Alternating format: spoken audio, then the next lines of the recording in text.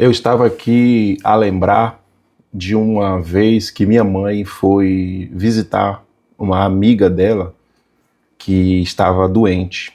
E nessa oportunidade eu fui junto com ela.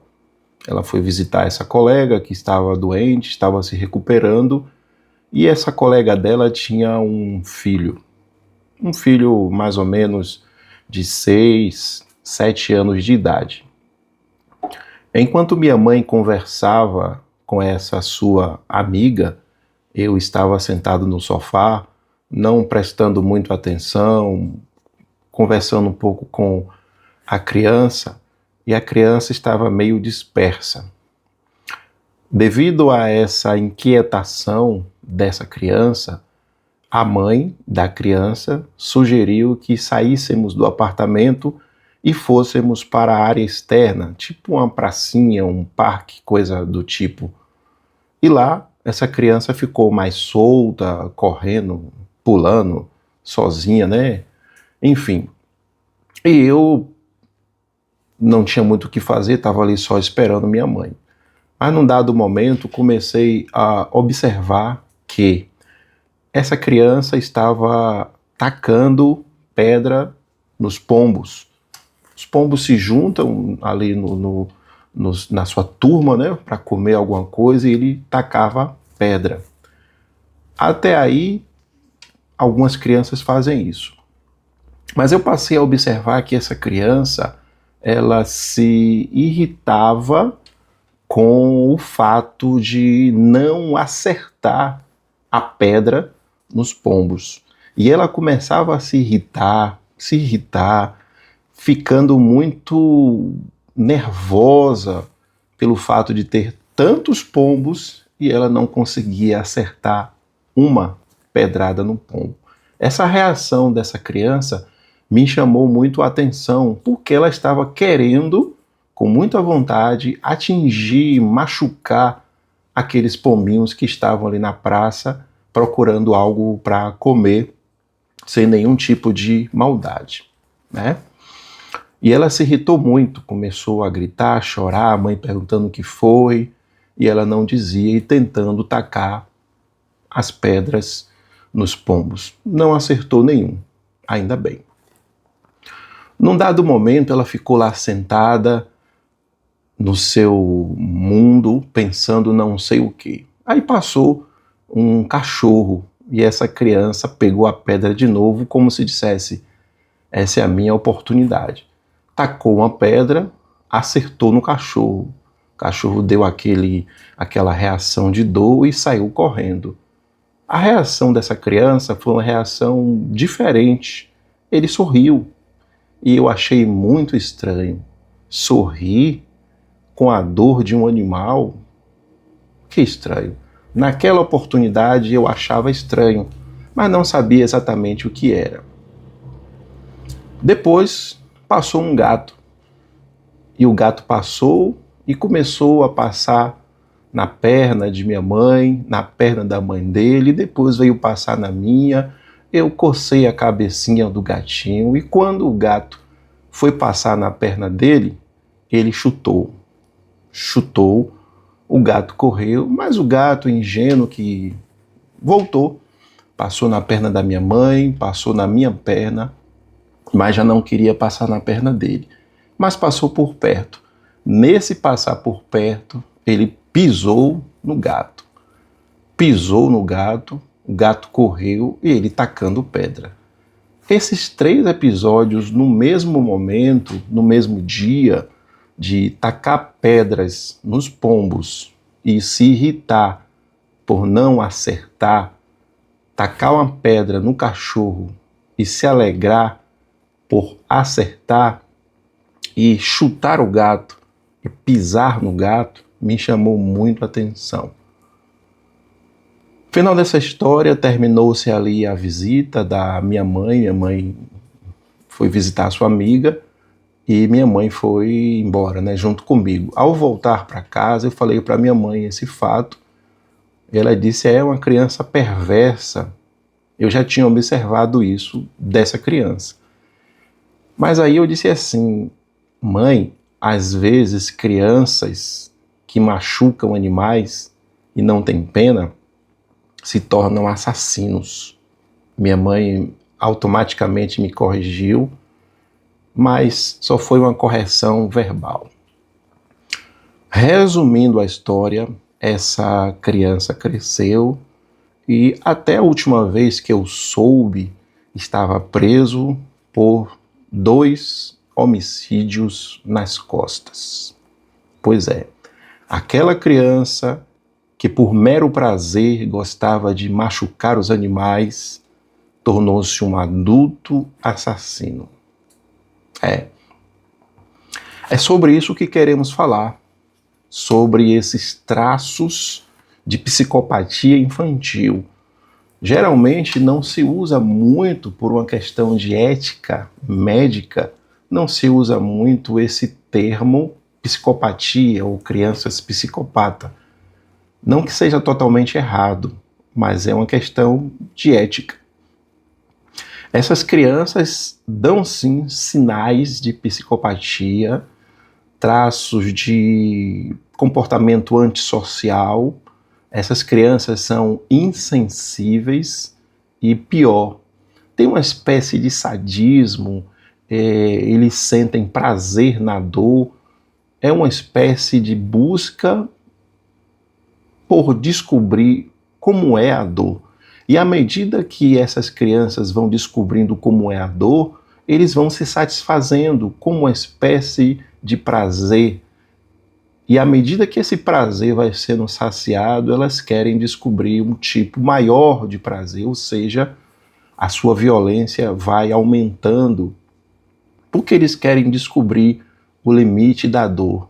Não da dor dele, talvez, mas da dor do outro, que pode ser outra criança, que pode ser um animal, que pode ser mamãe, que pode ser papai.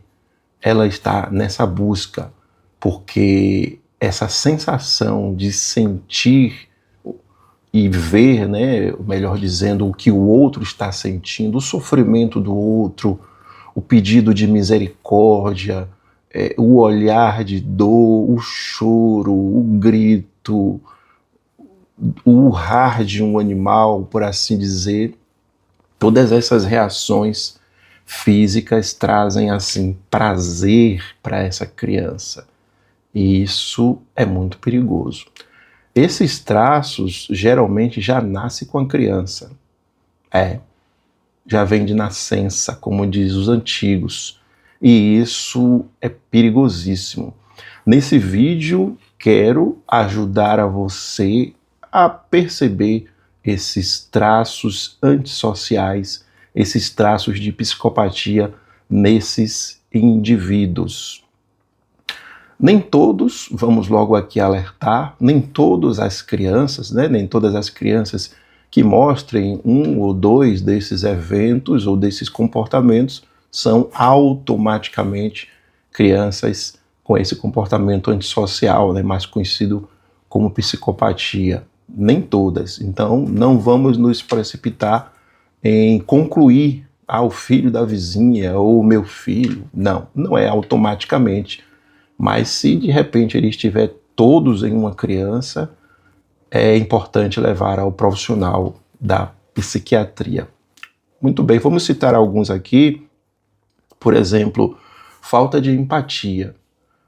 A empatia comumente é conceituada como a capacidade de sentir a dor do outro, né?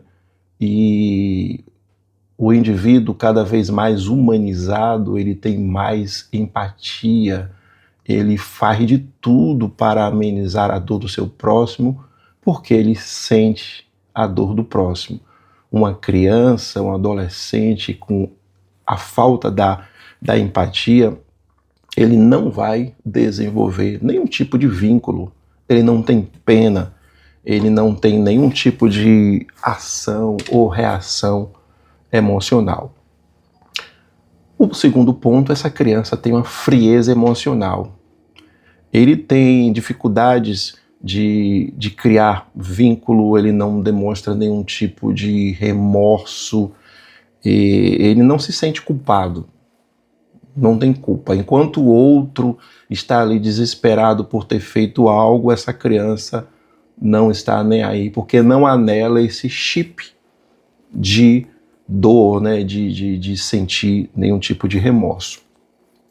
Para que essas crianças consigam o que querem, vamos ao terceiro ponto: manipulação. Essa criança vai usar de diversas artimanhas para conquistar aquilo que quer. Por exemplo, elas podem ser mentirosas, ter a habilidade de fingir, de enganar, de controlar os outros, mesmo que não haja nenhum tipo de necessidade. E essa ação, essa capacidade de manipular, vai trazer prazer. A busca é sempre pelo prazer em estar acima dos outros, fazendo com que os outros sofram não só fisicamente, mas também emocionalmente, né? O choro de uma criança é o prazer de uma criança psicopata. E ele explora os sentimentos dos outros. Então ele tem muita habilidade de manipulação. O quarto ponto, comportamento cruel com os animais, é aqueles exemplos que citamos no início.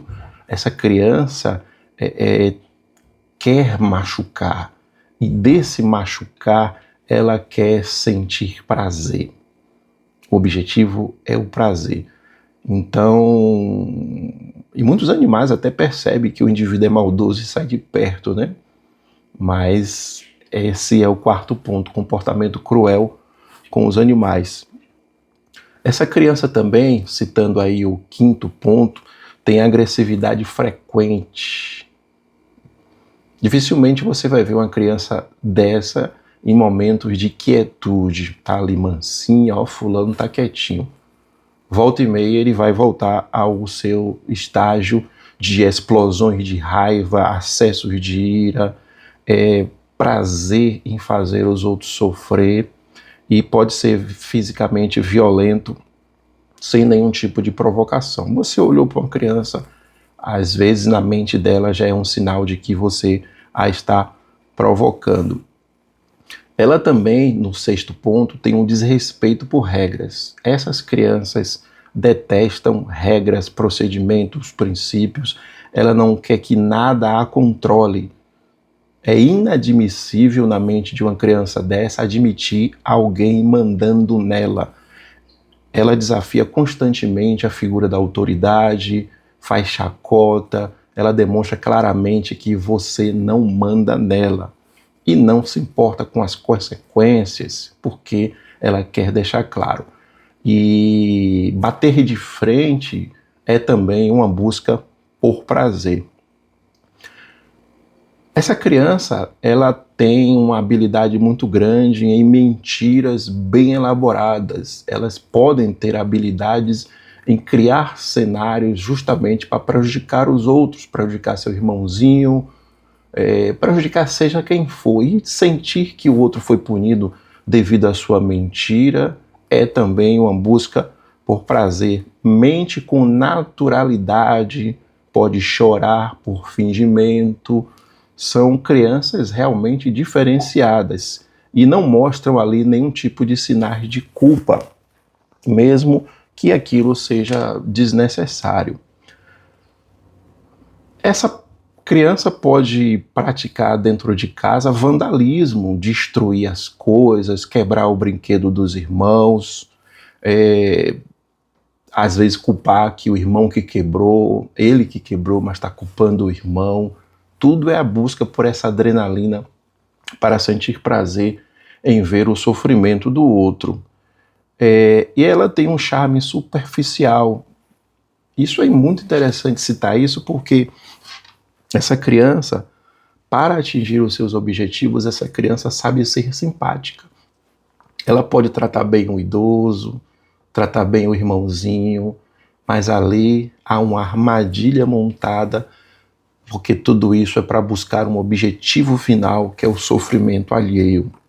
Então, não se deixe enganar por essa bondade dessa criança, né, com muitas aspas aí. E por isso ela usa de muita habilidade de manipulação. Portanto, e em que idade pode essa criança estar começando a desenvolver esse tipo de sintoma. 4, 5 anos, 7, 9, 11, 12, geralmente quando a criança começa a ter seu entendimento das coisas básicas, ela já começa a demonstrar esse tipo de ação. Fomos criados, pessoal, numa cultura em que a criança é um anjinho, que quando morre vai para perto de Deus. Foi inserido na nossa mente essa ideia assim, e isso nos causou danos porque muitos adultos passam a ter dificuldade em entender a possibilidade de uma criança ser um psicopata, né? E isso dificulta muito as relações porque os pais passam a ter pena ao invés de buscar o profissional e tratar. Isso não sendo tratado, esse adulto, né, pode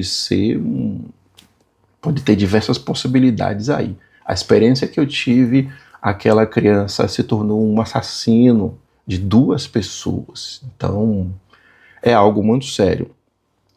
Então, a criança ficar isolada, isso não significa psicopatia. Para todos os efeitos, fique atento aos sinais e procura o psiquiatra, procura o psicólogo, procura um psicanalista, qualquer profissional que você possa indicar que ali comece-se uma investigação, porque a ideia que estamos falando aqui é um tratamento preventivo para que possa minimizar esses tipos de comportamento. E o que de fato devemos fazer, né, para finalizar aqui o nosso vídeo, é buscar ajuda. Estamos com esse canal incentivando a gente vencer essas barreiras que quem busca esses profissionais são pessoas que estão malucas, né? Não, a ideia aqui é a prevenção. Verificou os sinais, percebeu algo estranho que não está muito normal, procura o profissional. Pode ser que não seja nada, pode ser que foi um momento ali, mas pode ser que seja alguma coisa também. A ideia é buscar esse profissional.